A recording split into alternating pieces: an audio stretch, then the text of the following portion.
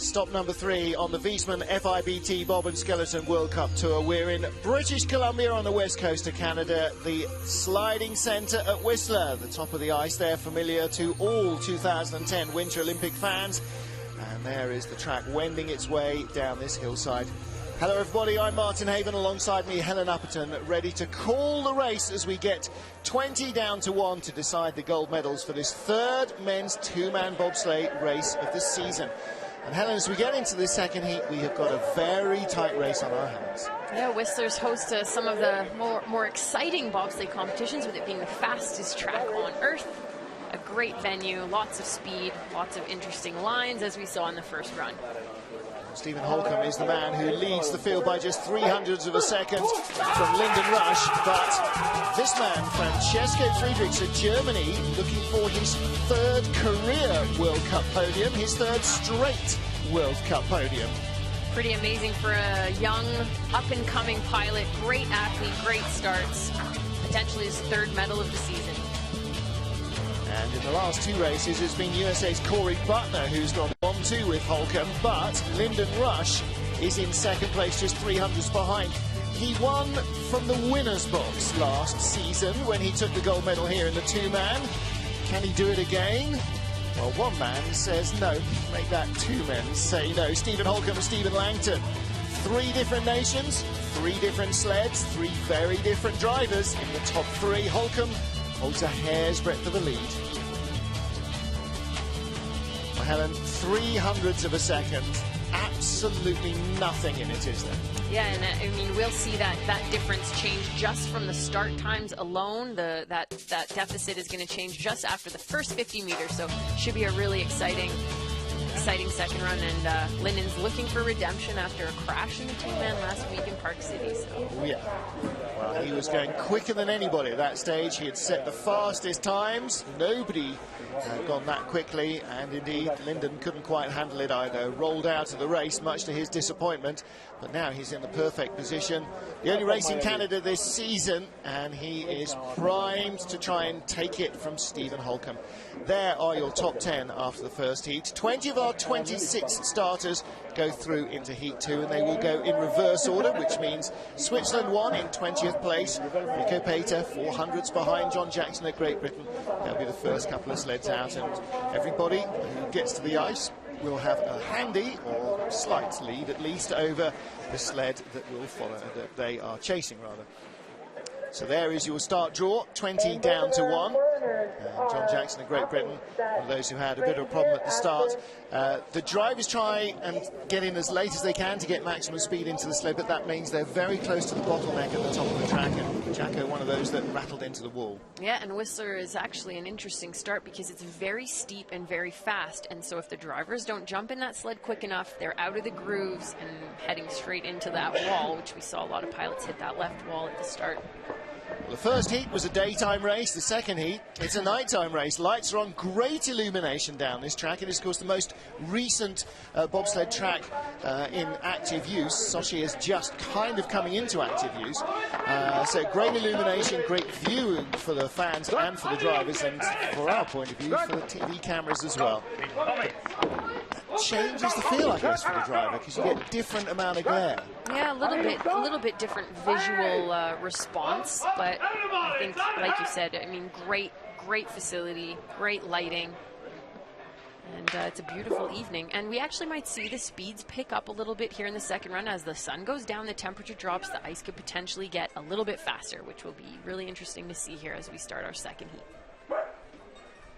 Let's get our race underway. 20th in the first heat, Rico Pater and Seaman Friedley, his brakeman. Pater safely in. Sled still pops out, drifts a little left, and we may be seeing a lot more of that, because once that's happened a few times, it starts to make a bit of a groove that leads sled off to that short wall on the left. They were 100 slower on their second push than their first push, which isn't including the drop-off. Be able to make a comparison of velocity from the second heat to the first heat as we start to see these speeds going down the track. It's a nice move, corner 7 and into corner 8, which is technically a straightaway, not a very straight straightaway. Pretty smooth run so far from the Swiss pilot. Speed trap here, yeah, 129.3 up to 129.7, a bit quicker. Fastest speeds were over 130 kilometers an hour in the first run and 143.1 kilometers an hour at the finish. You can see the pilot duck. There's a long straightaway as you come out of Thunderbird, the finish corner. Before the finish line, that driver had his head under the cowling, trying to find some extra hundredths of a second with aerodynamics. Well, that might have helped him. 53.46 slide. He came down 53.50 in the first heat. Shakes his head again. It was a less rocky ride than this first one, but he was losing speed at the bottom. Despite all the mistakes in Heat 1, it was actually quicker at the bottom of the track. Yeah, slightly faster speed, maybe a bit more confidence. You can see the runners turned as that pressure's building in corner 11. Sled, you can see the sled articulate from the front half to the back half. It all helps the driver get down the track. It's one of the sort of suspension steering mechanisms that the pilots can actually control as part of their sled setup before races. John Jackson of Great Britain, the Royal Marine Commando, with John Baines behind him in the GB sled. Lots of young fans at the side of the track. Some not so young ones as well. Probably seen a few sled races here now. Disappointing load for them. It was looking like another big start from Team GB. Let's see what they can produce here. Having to weight up the sled a little. John Baines lighter than the regular two-man brakeman. They need to load earlier than the first run. That was much better. Straight out of the grooves. Very good correction compared to the first run. 489. Had a 486 in the first heat, but no mistakes this time. Good velocity as well. 66.0 kilometers an hour. Already doing 41 miles an hour into the second quarter. You can see they're 1400s in the green, which means they're ahead of the second team by just under 1500ths of a second. Leaders loop. Big long pressure corner into a not straightaway, and they're picking up time. So John's having a great run, obviously correcting a lot of those mistakes that he made on the first heat at the top of the track. 2.5 tenths in the lead. 129.8, a little quicker than the Swiss sled. 142.1 kilometers an hour crossing the finish line. 1700s. He lost a little bit of that lead at the bottom of the track, but he's well ahead of the Swiss team. 53.33 came down 53.46 in the first heat. He won't be thrilled with that. I think genuinely the Brits are looking at top 6 in 2 and 4 man and only really being satisfied if they're in the top 10 in 2 and 4 man, which is definitely a big change of focus from the previous few seasons. If you expect to see results, you have to shoot high, aim for those podium finishes, and that's what the British program's looking to do. You can see his runners compared to the Swiss sled. He's not steering as hard, and the less you're driving, the faster you're going to go. You're not going to cut so much ice, slow the sled down. He has a bit of a hit though there before corner 12. We talked in the first heat about ice skates. You know, you stop by getting them sideways. Same with skis. Don't think it doesn't have the same effect with the runners. It doesn't stop you. It doesn't help you speed up, and that's exactly the same thing here. This is France's Loic Kosterg, Roman Heinrich behind him. They were our 20th starting sled, built by Bruno Mijon, which often means that the cowl has been modified or the chassis has been modified in some way from a customer sled, probably an old Dresden.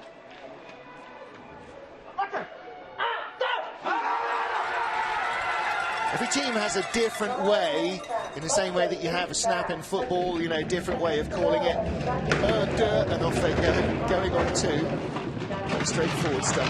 Pretty high line in corner 1 with a hit on the right wall at the exit. You actually saw a little bit of trouble from the brakeman loading into the sled. He looked like he got a little bit tangled, but he was very gentle sitting in his seat, but he kept the sled going straight, fortunately.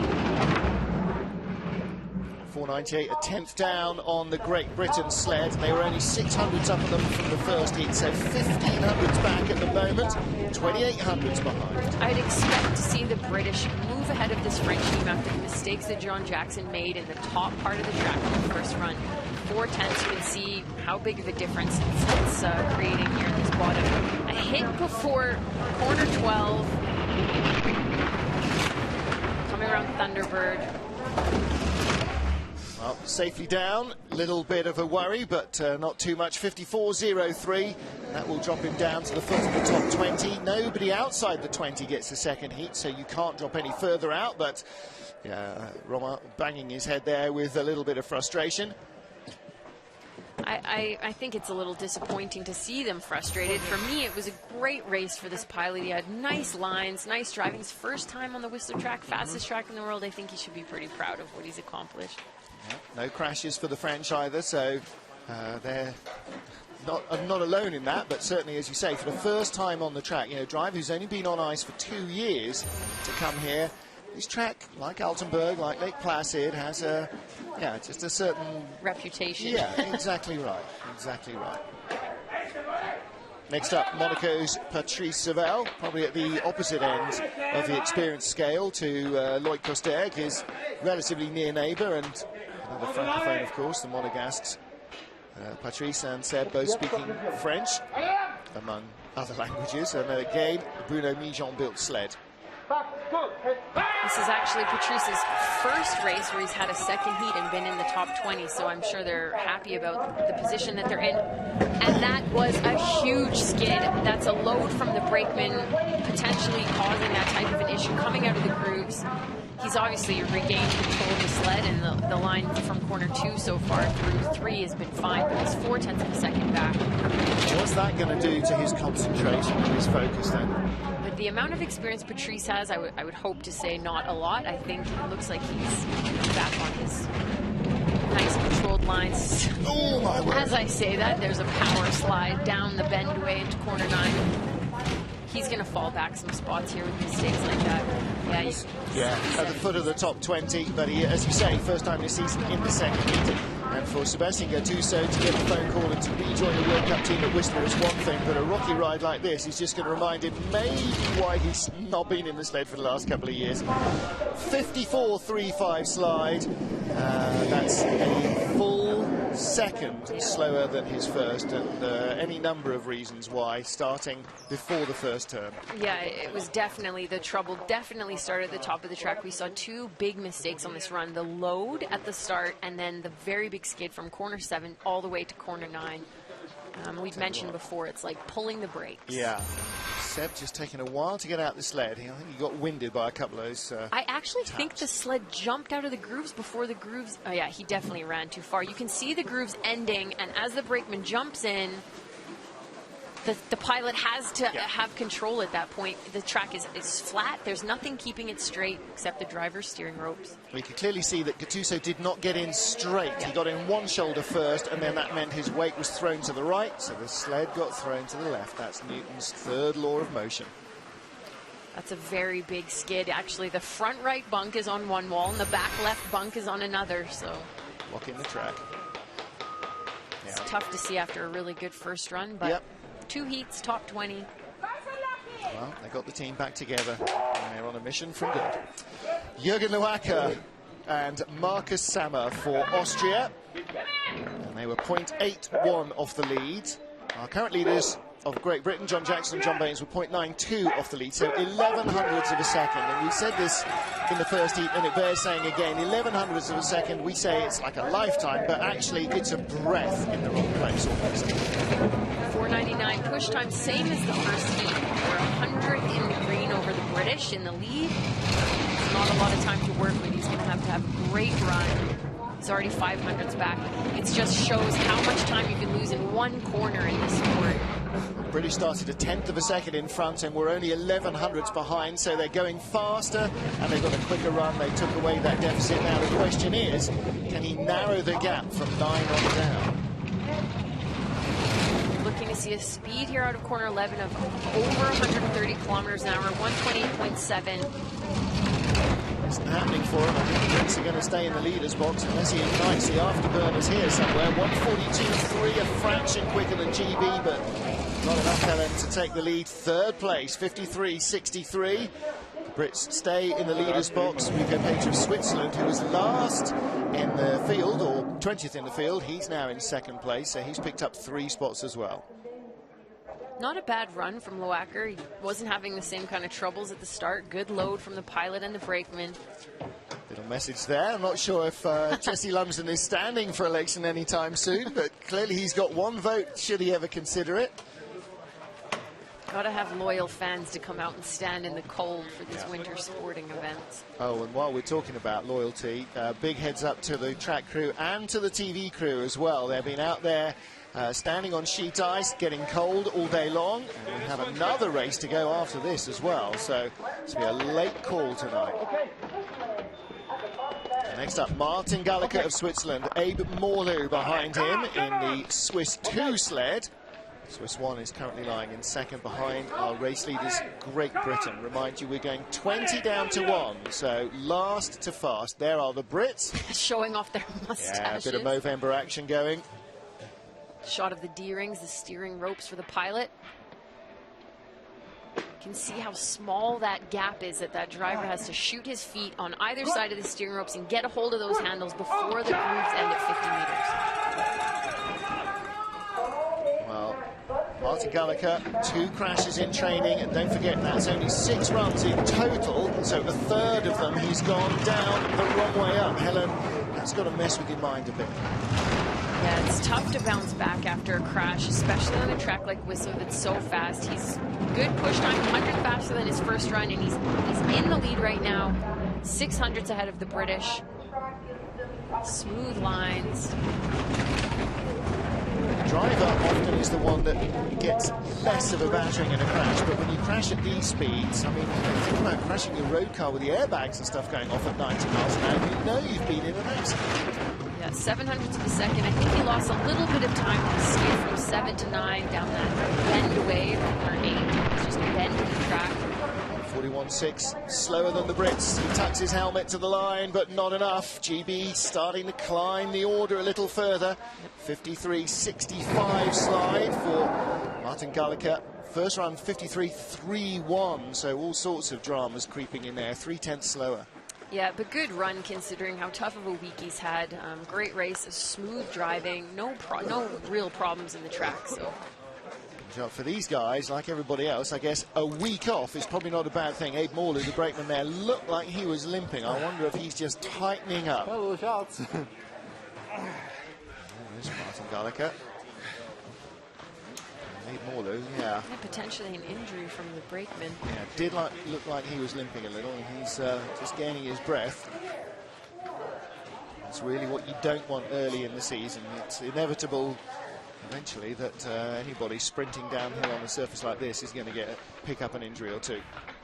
Are our Latvian friends going to break the start record is the question. 200th off in the first heat. Yeah, this is a very good call. Start record dates back to 2009. Bert Hefty and Thomas Lampard setting a push record of 4.70 seconds. It wasn't beaten in the Olympic Games even. Let's see if we're going to get down to that. They started 4.72 in the first heat. They need this start.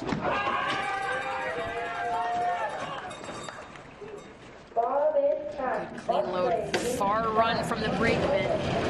4.74, so 200 slower, still the fastest time we've seen at the start. These are both Olympic brakemen from 2010 for the Latvian program. Now one's a pilot, one's a brakeman. That's why they do such great start times. And as he develops as a driver, he's going to continue to be more successful on the circuit. 4400s in front of GB1 as he sat down, up to 0.5 of a second, but drifting away. 3100s. Bit of a high line through corner 7. You can see the sled lose pressure.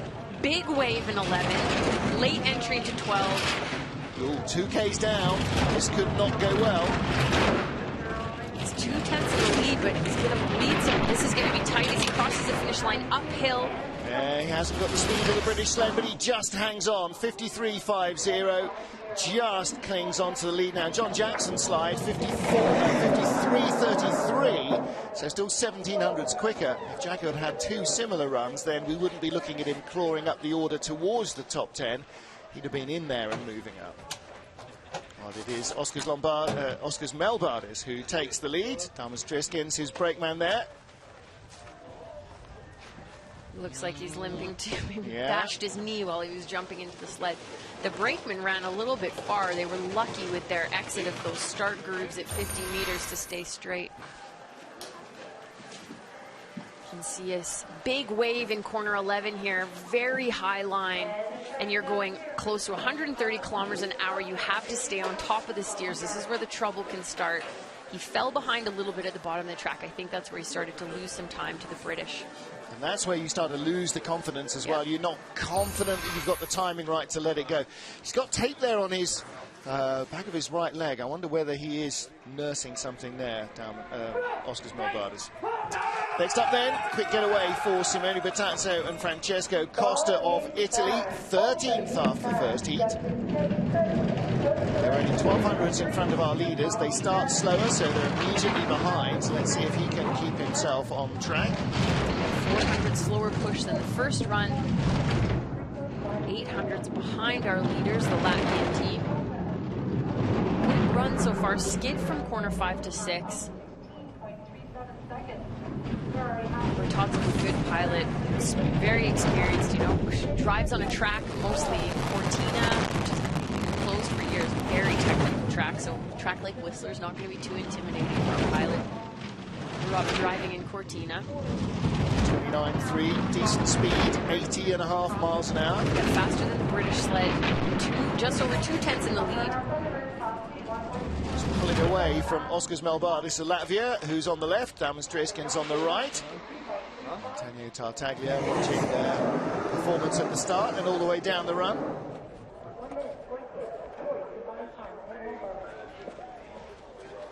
The Italians take the lead with 12 sleds still to go, rather. But there do seem to be, this is only race number 3 of the season, do seem to be a few kind of tweaky, tentative, twitchy bodies. It's a tough week for a lot of sleds here in Whistler with some crashes during training. Let's see the speed as he enters the Thunderbird finish corner and goes soaring past that Whistler mark in the track at close to 140 kilometers an hour, over 140 kilometers an hour. And again, heads up jump, the camera whipping round on his stand there, following them at 80 miles an hour. There is Simone Bertazzo. Next up is Justin Cripps of Canada. And it's Justin's sled that bears the Movember moustache on the front, like a number of the athletes in the Canadian teams and a few others. Fundraising for men's charities for men's cancer. Go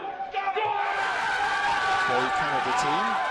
Arrange those words. Yep, being pushed by Cody Sorensen, who's a crew member for Linden Russian 4man. He's doing a lot of 2man racing, so excited for this sled race. Big hit out of corner 1.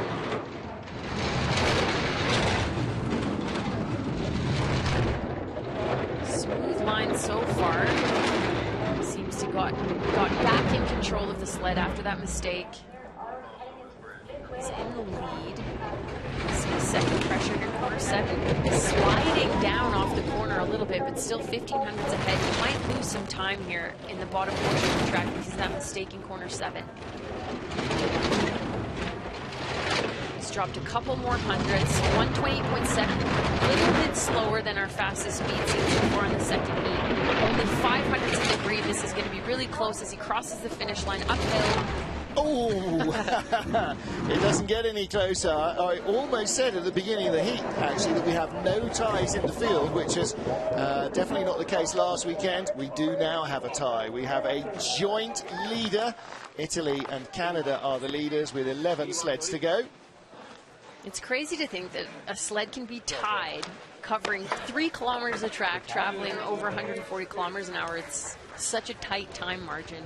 Well, you know, we time this to the 100th of a second. People say, well, you've got ties, why don't you time it to the 1000th? Actually, do you know what? If they're close enough to the 100th, give them both a medal. You can see this high line in corner 1, which sends him into the right wall. Good recovery, though. The top portion of the track was pretty smooth. You can see the line going into corner 2. So there you have Canada 3 and Italy in the lead of the race. A little bit of wear and tear on the sled, on the bottom of the sled near the brake handle. Yeah. Not the only thing, as you said, that's had wear and tear. I think a few of the athletes are feeling the pace as well, not just the announcers this weekend. This is Nikita Zakharov, Russia 3. All 3 Russian sleds in the top 11. So Zakharov with Sergei Prudnikov behind him. driver Nikita, only been racing top level a couple of seasons. These guys are going to look to better their start time, which was a 93. This Russian Federation, as they're preparing to host the Olympics in Sochi 2014, need to produce faster start times and be competitive at an Olympic event. Still just 24 years old, and Alexander Zubkov, the team leader, getting the door of 40, and the experience Helena being on the ice all those years makes a night and day difference between the two Russian drivers. Yeah, definitely. You can tell that just in the driving. This is not a bad run. He's picked up some time. He was 100 in the lead. Now he's 400s in the lead. As he heads into the bottom of the track, big first pressure in corner 11. Improving his lead even more. 129.9, that's the fastest speed so far we've seen out of corner 11 for the second heat. This is a very good looking slide indeed. Really smooth from the Russian. Just one tap on the wall as he came uphill to line. 53.24. Yeah, Pierre Ludis in the cap liking that. Clearly a few of the words of wisdom fell in. Two good runs from this young Russian pilot, obviously having Pierre Luders as the coach, one of the Canadian athletes' top 5 result in both Olympic 2-man and 4-man in 2010, so he knows the track really well and is imparting his knowledge on these Russian pilots. Absolutely. So the Russians move into the leader box. We have 10 sleds still to go, including his 2 compatriots. But at the moment, it is Nikita Zaharov of Russia who leads from Justin Cripps of Canada. Simone Bertazzo tied with Cripps as they remain in second place. 10 to go here in Whistler. Stay with us.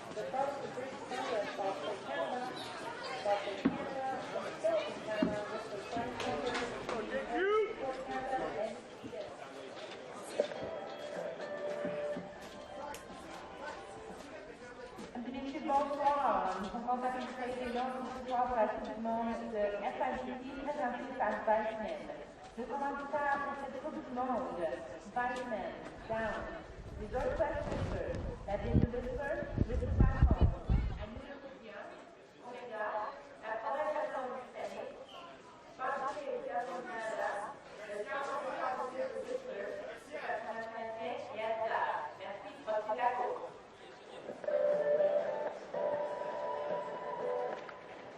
We're now at 1 minute. 1 minute to get restarted. Corey Butler and Johnny Quinn of USA 2 to the box start.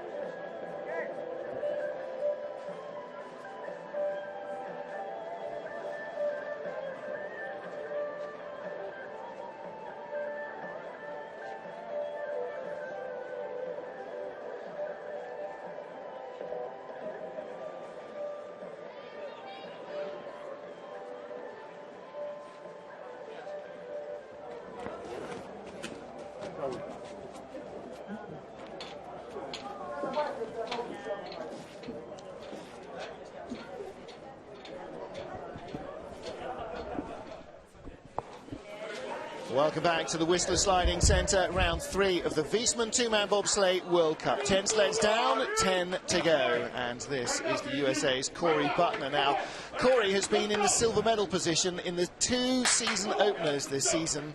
Helen Upperton from 10th place is going to do it again, right? Unlikely. It's crazy to think that a top 10 result for a pilot like Corey hasn't had a lot of World Cup races. Top 10 would be great, but compared to his 2 silvers, he's a little bit farther back. Like everybody else, sled has to fit into the same maximum and minimum dimensions, same weight, to make the sled as even as possible to allow the athletes to have the biggest say here. 4:87 getaway, just a fraction of their first. Yeah, that was a good push time for them, close to their first start. They're 1100s in the lead as they head to this top part of the track. It was just a few hundreds in front of Nikita Zaharov of Russia, 400s up on the current leader, Russia 3. The 3 pilot had 2 very good runs, so Corey's going to have a consistent second heat to stay. Hard steer in corner 10 as he goes into 11, hit before 12. The head bobbling around, still nearly 2/10 up. He's somehow nursing this speed. 142.8, that's really good. Not quite as quick as the Russian, closer at the line than he might have liked, but he stays in front. Relief on the coach's face. He had a little bit of a wild ride in the bottom of the track there. Started in corner 11, obviously a bit too high in 12. Hit before the 50-50, which is not what you want to do. A couple of those. I think perhaps Brian Scheimer just added another year to his age watching that. So you see this late exit off of 10, which produces a really abrupt entry into corner 11. Big first pressure. He's way above that blue marker. Going to see him come around the second part of corner 11, a bit too high. And this is where the trouble starts. Into the 50-50. Well, he got down nice and safely, but in the end, a lot of work going on. See how much he's steering. Yeah, runner's turn, just trying to get that sled off the exit of the corner 13. But it's a great corner for that replay alone, because it shows you who's really having to work hard. And these corners are coming at you at 80 miles an hour in quick succession. Alexander Kasyanov of Russia, Russia 2, with Maxim Belugin behind him. And Kasyanov, another of these young Russian drivers, 28 years old, only been in the Russian team since 2010.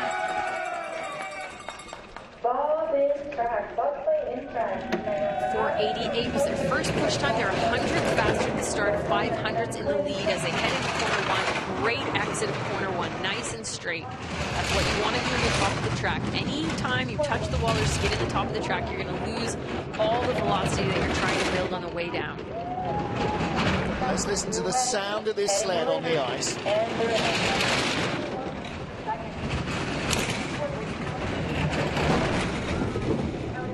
Maintaining his lead, 600ths. You need to see a speed. 129 was the fastest. He's got very good velocity in the bottom of the track on the second run. Gap has come right down, just 300ths of a second. Now he starts to be rewarded for those good lines. 143.0 at the bottom and a 53.13 slides. Johnny Quinn slaps his hands as the Russians go 300ths quicker. Some good driving from these Russian pilots over these 4 heats here in Whistler. Kasyanov especially coming out of the backfield. 2 so-so races at best, I think you'd have to say, to open the season. He only had 24th in the start draw, so shows his relative ranking. That's a much better run, though. A firm top 10 finish for him. There he is. See the sleds there waiting to go back on the trucks in the background up to the top, and those at the top waiting to come back down. It's like a conveyor belt of speed, isn't it?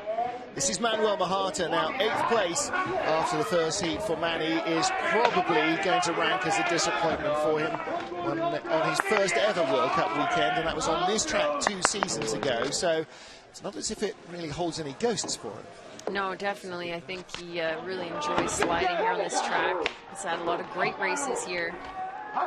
He's a good pilot, very consistent, smooth driver.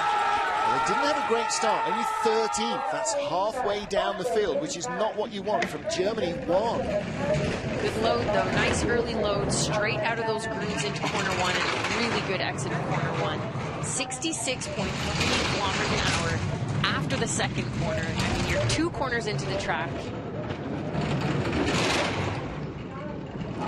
Exceeding the town speed limit by the fact that by the time you got 150 metres away from the start line, so building up speed very rapidly, hitting 80 miles an hour by the next speed rocket. He's gone behind. He's 300s back, a bit of a big first wave in corner 11, 400s. He's losing time.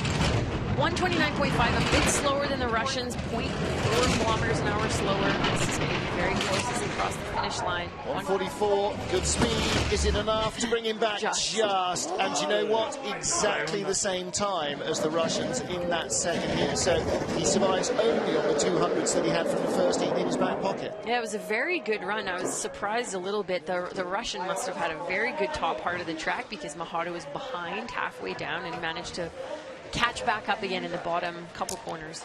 I've been saying for the last couple of seasons that I worried a lot about the FES sleds at top speeds. They weren't getting the numbers, even at somewhere like St. Moritz, with good driving. They just weren't hitting the big speed numbers. Now they are. You can see a little bit of a rough exit from corner 10, and that produces this big first wave.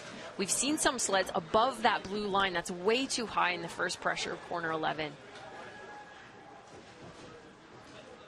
Well, the longer the corner goes on, Helen, the more the G-forces act on you again, pushing you up the hill there like water in the bottom of a bucket when you swing it round your head. And there is Manny Mahata. Again, bit of Movember action going on. Enjoys all that kind of stuff. Chris Spring of Canada. Now, what a first heat run they had. 7th fastest, just 0.3 of a second off the lead. As he said to us before the start, his first ever World Cup race on this track. Early load from the brakeman Jesse Lumsden, 480 push time, faster than the first run. Mistake in corner 1, big hit on the right-hand wall. We mentioned in the first heat, this is Chris Spring's first World Cup in Canada, for Canada. He competed in the 22 points for Australia. International race on this track. He's got more ice time, of course, but little tap there. Still 1700s up, though. On Manny Mahata. Yeah, this isn't as clean of a run as his first heat. Wave in corner 11, a bit too early on the 12. 128.9, slower than the German sled, so we'll see if he loses some time in the bottom. Going to be over 144 at the bottom. This is going to be very close indeed. What, 600-700s? Tucks his head, wisely so. Holds on to the 1200s. 53.05. Had Mahata beaten on that slide on its own. Never mind the first round advantage as well. That was a good run from Chris Spring. We mentioned in the first heat that they're pulling out the big guns for the Canadian team. We're on home ice here in Whistler, and they're using the crew members from Linden Rush Canada 1, pushing Jesse Lumsden, usually pushing 4-man, Linden Rush pushing 2-man, Chris Spring. You bumped Jesse out of the broadcast booth, so he had to find a berth somewhere. He's on the back of Canada too, and what a great job he's done as well. 4.80 start. May well be the 6th fastest start in the field. Yeah, big improvement on that first heat. Mistake from the pilot here. I actually think Chris Spring's first heat was a little bit better than his second one. He lost some time. High line in corner 2. Jesse looked like he's seen a ghost there. Chris on the left. You're right. Chris Spring was 0.2 of a second slower in that heat. Now, is that nobody's been as fast? Does that mean we're losing a little bit of speed from the track? We might see now with Max Arndt. Alex Mann there, just over his shoulder, yelling the odds at the team. Marco Hubenbecker, he'll be in the 4-man crew. See some of the athletes pushing with that spider web material on the back of their Adidas suits. It's called TPU. It's this new advanced technology with the Lycra to help produce more power. Some athletes like it, some athletes don't. It's actually a little bit heavier, the rubber in the TPU, so some athletes actually take it off because it's supposed to weight. 900s behind the Canadian sled right now. They started a 10th slower, and they've got less momentum as well, so he needs to drive himself back into the lead from this. It's going to be 129 out of corner 7. Pretty straight. Chris Spring was about the same kind of line through this section of the track. We need to see 129 or faster out of corner 11. He is. He's tied with the fastest speed we've seen so far in the second run. Very close indeed. The gap will come down. 700s, 300s, 143. Not as fast as the Canadians. No! 53.21 slide. Again, Chris Spring, 53.05. That is the fastest of the second heat runs by some margin. He had a good exit speed of corner 11, but wasn't quite as fast as Chris Spring as he came around Thunderbird, which is the finish corner. And there's a long straightaway at the exit of the finish curve that goes uphill. If you don't have a fast enough speed, you're going to lose some time. Arndt's not pleased. Hubenbecker with a face like thunder when he got out. It's a rocky ride, didn't look it. See the pilot's eyes focusing. Lost a little bit of speed here at the bottom as he came around the finish corner. We're seeing the speed comparison compared to the fastest sleds, the leaders, 144.4, 144.1. He's a kilometer slower. Just going to lose time as he crossed that finish line uphill. And the other thing, you know, Hubenbecker, we just saw him getting out looking very disgruntled, a tenth of a second slower than Canada 2 at the start. And that's what the brakeman's all about. And yeah, couldn't improve on their first round start. So now we are getting very close to the money, or more accurately the medals. Nick Cunningham and Christopher Vogt for USA 3. One more US sled to go after them, and there is Chris Spring on the left, Jesse Lumsden on the right, who lead here. Nick Cunningham now lives in Lake Placid, originally from Monterey, California, a surfer and bull rider. Perfect conditioning for sliding down ice, definitely. 4:79, big getaway from them. Yeah, good run so far. Corner 1, 2, really smooth and good push time, so he's going to maintain his velocity through the top portion of the track. Nick has had some great results this season so far in 4-man. 2-man not quite as good, but the American programs had a great start to the season on their 2 home tracks. Lake Placid, he was 5th place, 700ths of a second away from the podium for the 2-man, and made it onto the podium for the 4-man the next day. So, yeah, both he and Corey Butler, they are hot on Steve Holden's heels, just 500ths of a second behind Spring, 128.6, not enough speed. Yeah, he's lost a lot of time. He had some big mistakes in the middle portion of the track, which is very important. 142.2, he's not nearly fast enough as he crosses the finish line up the hill out of Thunderbird. I hope we get a replay of corner 9, actually, because the sled was airborne going into the entry at a skid. He hit the round ice at the beginning, jumped into the corner. Just bleed time making mistakes like that on the track. See, the braids are still big in Canada. There's Nick Cunningham, Christopher Vogt, and they slip a little down the order.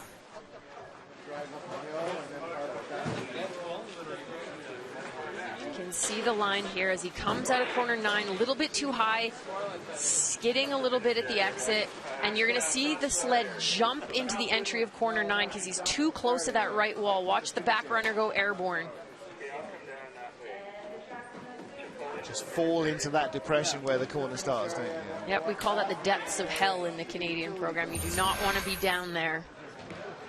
That sees him slip to 4th place with 4 to go. Another top 10 finish for Cunningham, but not as close to the podium as he would like. And Alexander Zubkov, well, now we are in the final 4. 4 sleds covered by 0.12 of a second. Any and all of them could medal. Who will?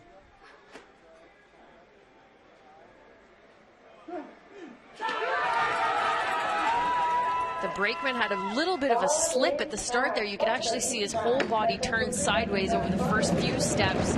Good load, 482 push time, 200 slower than their first start. 200 slower than Canada 2. This is Russia 1. I tell you, no wonder Jesse Lumsden's pretty happy, no wonder Chris Spring was pretty happy, but the Russians extending their first round advantage. For a pilot as experienced as Zubkov preparing for a home Olympics in 2014, 4th place isn't going to be something he's overly excited about. He's always looking to be on that podium. He's not chasing the guys behind him. He's chasing the 3 sleds that are still to come that are in medal positions. Chasing legendary hero status from 30.3. First sled. Speed. Yeah, first sled over 130 kilometers in the second run. He's got almost a 4:10 lead. Huge speed. Not as fast in the finish corner as the Canadian sleds, but... Well, the Canadians are out of the leaders box, and the Russians and their Canadian coach are in 52.94. We're keeping the theme alive here in Whistler for Alexander Zubkov. Yeah, didn't have the speed right at the bottom, but in the middle portion of the track, he was absolutely tearing it up. Yeah, great run from Alexander Zubkov, Russia 1. Be interesting to see if he catches one of the podium positions here in two-man. Look at Trunenkov coming towards us. Just what a beast this man is on the back handles, and he's small compared to Alexei Voevoda. You see him stumble. Yeah. That's what I caught on the first run. He actually stumbled. Considering that mistake, they were only 200 slower than the first push, so the adrenaline must have been surging through his body at that point in time. He must have slipped on the ice. Go figure. Yeah, what are the odds? 3 to go. Russia 1 leads. This is Francesco Friedrich. 2 bronze medals to start this season so far in the two-man competition. Is he going to make it 3 podium finishes out of 3 starts in World Cup? And we're going to go back to the stat books and find out who was the first rookie to do that. This German team was the second fastest team at the start in the first run. We'll see if they can better that time with a 76, 77, 100 slower. He's got 700s to work with in the lead. Friedrich can get down in front of Alexander Zubkov. He should rightly look very pleased with himself. Yeah, to have 3 podium finishes in the first 3 races, maybe. The youngest pilot, up-and-coming pilot in the German program, shows the depth and the strength of that bobsleigh program. 600s, he's lost a little bit of time, he's still in the lead. Winning in the European Cup, beating a lot of good drivers. This is like the nationwide series compared to the NASCAR Sprint Cup. It is, you know, he's now moving up to the big dogs. 129, not as quick as Zubkov. He's behind and getting further behind, but better speed than Zubkov. Could he close? Can he hold the rush in line? He does! 52.96. They were 200s apart in the first heat. They are 200s apart in the second heat. They are tied for the lead of the race. He's on the podium for the third time in 3 starts. That's quite remarkable for this driver. I think that he should be extremely proud of what he's just accomplished in the first 3 races on the World Cup season. And look at the 2 coaches down there, Rennie Spies, Matthias Hopfner. You know, they've been in this position. They know what he can do. Yeah, Trunenkov likes that, and Zubkov as well. He made up a huge amount of time in the bottom portion of the track. He actually was losing time, and then in the last 4 corners, he picked it back up again. He was flying around that bottom Thunderbird corner. 2 in the leader's box, 2 at the top of the track. Okay, are we going for a 3-way tie here for the medals, or what's happening? Lyndon Rush won the World Cup race 2-man last year on this track. It was the penultimate race of the season. World Cup season. Interesting way of storing your gum shield there, being displayed by Jesse Lumsden. I'm wondering what that caterpillar was on his ear, and then I finally figured it out. So then for Lyndon Rush and Lascelles Brown, 300ths of a second separated them from the lead in the first heat. Can they overturn that disadvantage in heat 2? Speed Linden's first podium result in two-man of the season, sitting in second position after the first run, looking to defend his gold medal in Whistler from last World Cup season. 4.79, same as their first start. Small tap on the right wall, still a good entry into corner 2. He said in the first run, Linden's the most experienced pilot on this track. You should see a nice, smooth, straight line from him here in Whistler. Good entry into corner 5.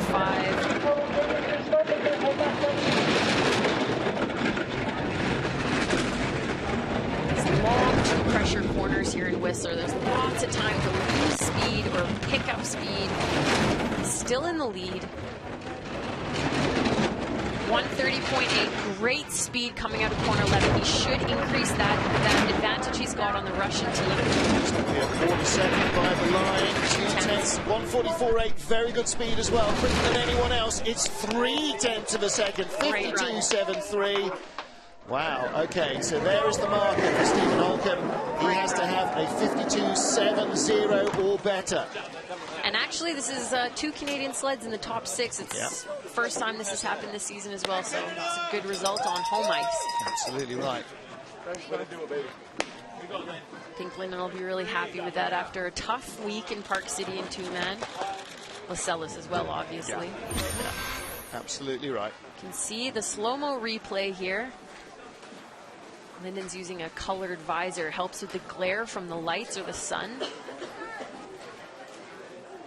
The brakeman tucked down, flying around Thunderbird, fastest bottom speed, 144.8. That rivals his, well, he had the fastest speed the first heat, and now he's got the fastest speed so far. We'll have to see what Steve Holcomb can do. My corner 4, I made a mistake. Yeah. Analyzing the run. Those two chat a lot. You know, I can remember last year, Manny Mahata getting out the sled again. What happened after something bizarre? And Lyndon was chatting there, saying, "Oh, okay, you got 7 wrong and 9." It's like a family. This bobsleigh community is like a family. And here's the man at the head of the table at the moment, Stephen Holcomb and Stephen Langton. Leaders after the first heat. Need a big run here to take the 3rd straight win of the season. 477, a 200s improve on their first push. The only other team that's done that is Chris Spring and Jesse Lumsden. He almost hit 67 kilometers an hour after the second corner. 400s in the lead. If you want to defend your first place standing after the first run, that's a good way to start it off. You can't defend by defending against Lyndon. You've got to defend by attacking hard. 200s only, clean run there. That was one of the trouble areas in the first heat. Bit of a rough transition. Big first wave in corner 11. 100th, 130.6. He's not as fast as Lyndon Rush. No. This is going to be close. 100th of a second in it. He needs a great run here. 144.4. Lyndon Rush is going to win this. Steve Holcomb does not have enough speed. It's gold for Canada. And oh, it's not. No, it's gold not. for America. How has he turned that around in Thunderbird? Wow. Stephen Holcomb and Stephen Langton. It is win number 3 in the 2-man for Holcomb. Surprising result with the speed difference in the 2 bottom speed splits. He was slower than Lyndon, but managed to maintain his lead. Fantastic. Opened it up. 3 wins in a row. Sure that was going behind. Wow. 400ths of a second. 3 wins in a row. The last man to do that in 2006 was Andre Langer of Germany. Last man to win 3 in a trot in 2-man was only last season. That was Thomas Florschutz, who at the moment is unbeatable in the European Cup. He has won all 4 starts this season in 2-man. And again, Sepp Plotzer there, the head of competition at the FIBT, offering his congratulations, as does Jesse Lumsden. Still trying to catch their breath after the intensity of sliding down the Whistler Sliding Center.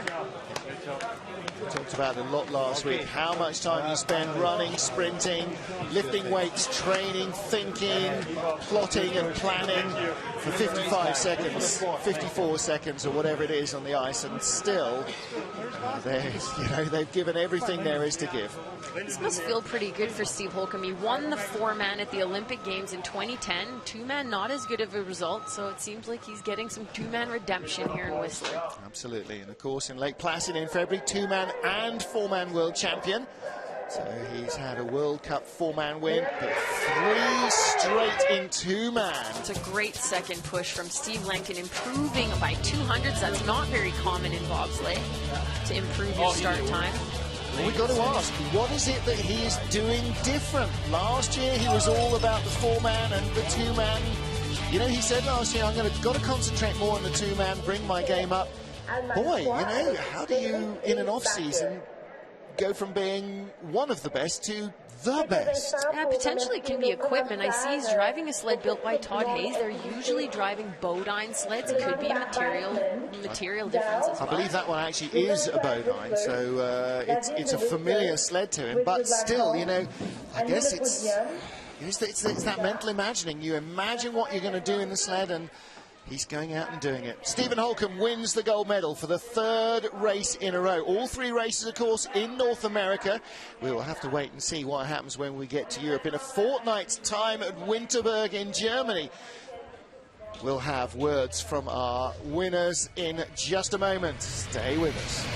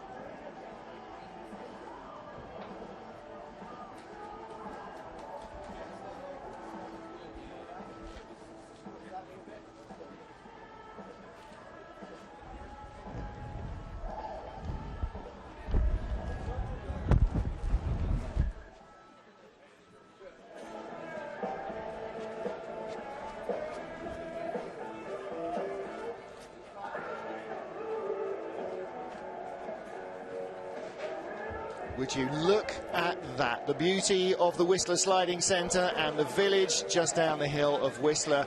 We're in BC, in beautiful British Columbia on the west coast of Canada. It's round 3 of the 2man FIBT 2man Bobsleigh World Cup, and the scoreboard and your graphics tell you everything you need to know. Our World Cup leader is Stephen Holcomb, a perfect result. 3 starts, 3 wins. Francesco Friedrich of Germany second, ahead of Corey Butner of the USA, Manny Mahata and Alexander Zubkov. And Holcomb rounding out his hat-trick with wins in Lake Placid, in Park City and in Whistler. Holcomb has now won the last 4 2-man races he's competed in, as he won the Worlds in Lake Placid as well. Well, down there to find out more about what our top 3 finishers are thinking, it's John Morgan. Hey, 3rd place.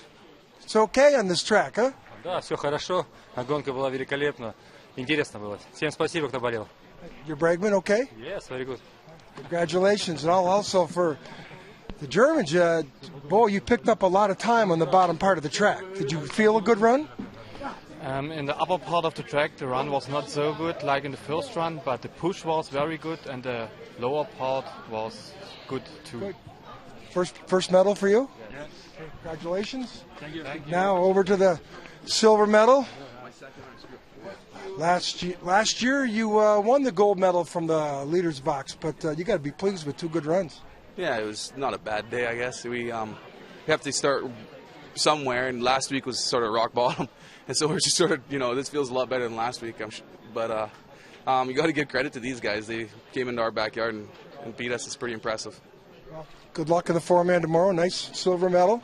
And Steve Holcomb and Steve Langton, 3 for 3. Stephen, it was down in the middle part of the track. It was down to 1/100th of a second. Did you feel you had a good bottom? Yeah, I figured out what I did wrong in the first heat and tried to make up for that. I took a little glimpse of the playbook of Linden in the first heat and corrected my 10-11, and I think it paid off. But two great starts, especially the second one with Langton was awesome. And I don't know, the Bodine sled, the Frank's Bodine is moving. Pretty happy with it.